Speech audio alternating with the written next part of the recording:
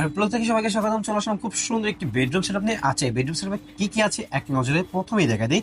একটা ভ্যানিটি থাকতেছে, একটা খাট থাকতেছে কিং সাইজের, একটা ওয়ার্ডরোব থাকতেছে, একটা হচ্ছে এটা তো সবাই চেনেন থ্রি পার্টের আলমারি, বলার কিছু নাই।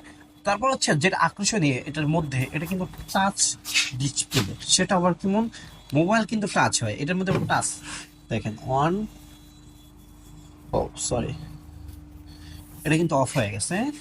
এটাকে আবার জ্বালাবো আমরা। এটা হচ্ছে হোয়াইট, হোয়াইট দেখতে পাইতেছেন।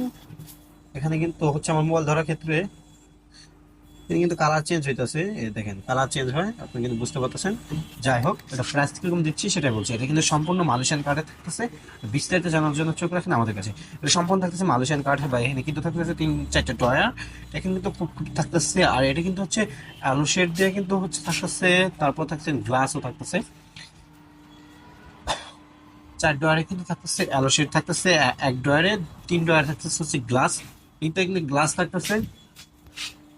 এটা প্রাইস থাকতেছে কিন্তু একদম খুব প্রাইস দিয়ে যাচ্ছে, একদম প্রাইজের মধ্যে থাকতেছে।